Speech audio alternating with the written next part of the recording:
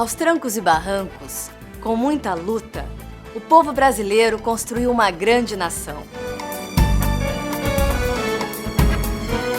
O Brasil é extenso, rico e tem uma grande população.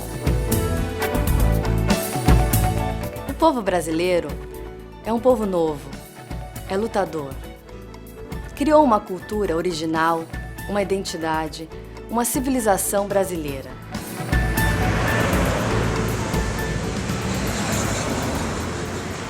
Bom dia, tudo bom?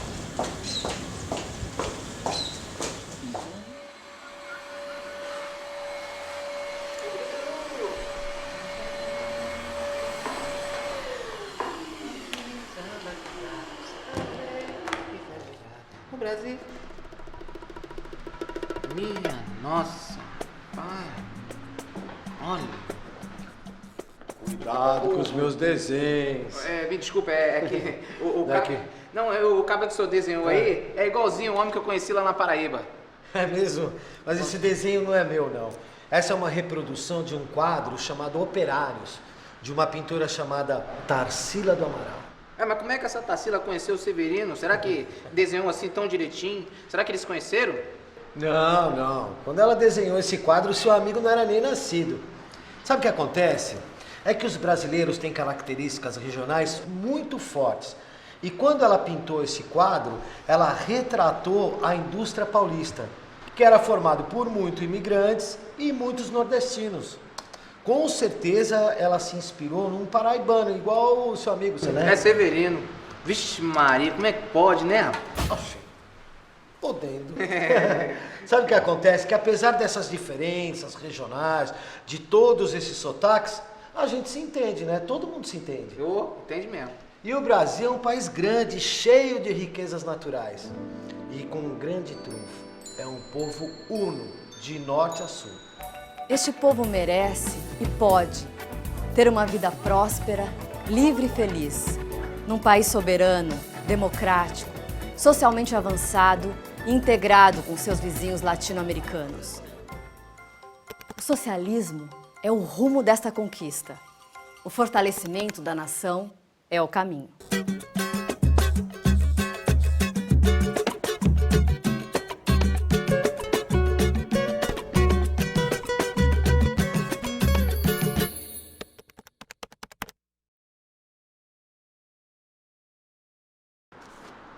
Ô Beto, me explica uma coisa. Por que essa tal de Tarsila pintou um monte de cara de operário nesse quadro? Por que ela não pintou assim uma paisagem, um retrato de alguém importante? Justamente, Dora, ela pintou os operários porque eles são importantes. Eles são trabalhadores. E é o trabalho dos brasileiros que gera toda a riqueza que impulsiona o país. É isso mesmo, Dora, olha, tá vendo? Brasileiros simples como os que a Tarsila pintou, construíram e constroem todos os dias, etapa após etapa, sua própria história. E nós podemos dividir a nossa história em 2 ciclos. Ciclo? Não. É tipo uma etapa, uma parte.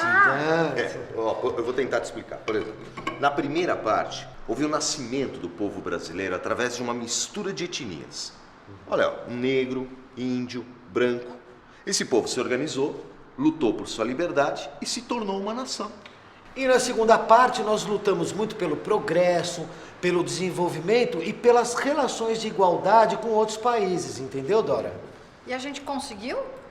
Pois é, tem gente que acha que sim, tem gente que acha que não, né? Mas o pessoal do PCdoB que encomendou esse trabalho pra gente acha que há muito por fazer ainda, hein? Será? Sabe o que é? Eles acham que a gente precisa começar uma nova etapa. Um novo ciclo. E Dora, por falar em fazer... Já tô indo. Pera.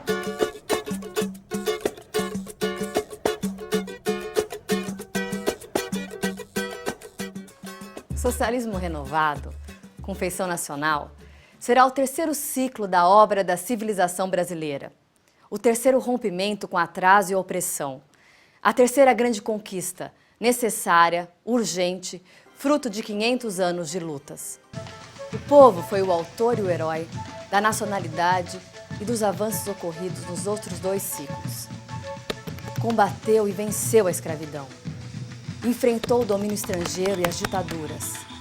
o fio vermelho do sangue derramado marca toda esta caminhada. O primeiro ciclo formou o povo, a nação, seu território, sua unidade e o Estado do Brasil.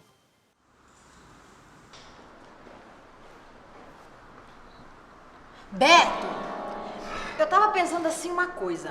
Porque eu aprendi na escola que o Brasil, assim, ele só começou mesmo de verdade depois da independência. Nada disso, Dora. A nação brasileira começou a ser construída muito antes e foi até muito depois do dia 7 de setembro de 1822, entendeu? Ele tem razão, dá uma olhada nisso aqui, ó.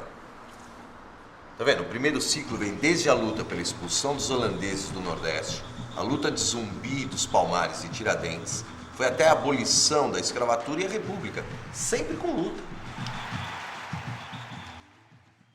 O segundo ciclo finalmente trouxe o Brasil para o século XX.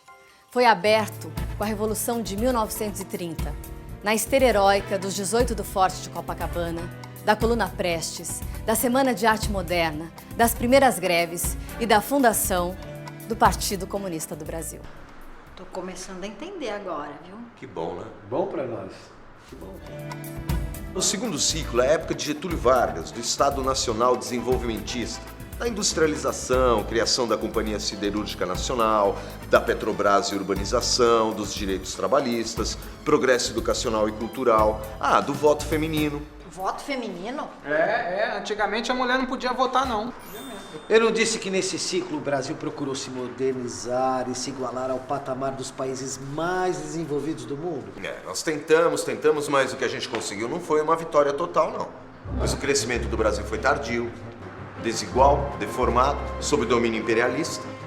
E o segundo ciclo dessa história foi marcado por golpes, ditaduras, democracias restritas. E mesmo assim, entre 1930 e 1980, o Brasil foi o país capitalista que mais cresceu. Nossa! Acontece que esse ciclo chamado getulista também Se esgotou. Não é verdade? Esse esgotamento é encarnado pela ditadura de 1964. As décadas perdidas, o domínio do FMI, as privatizações, o neoliberalismo do senhor Fernando Henrique Cardoso e companhia.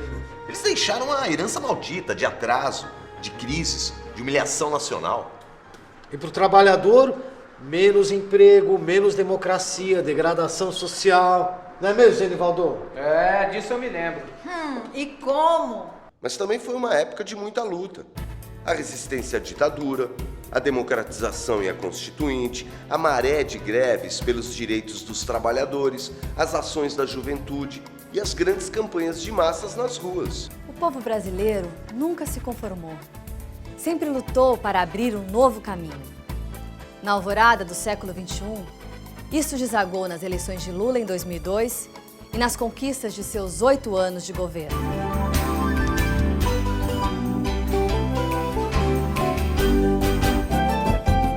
Na próxima aula, a encruzilhada brasileira.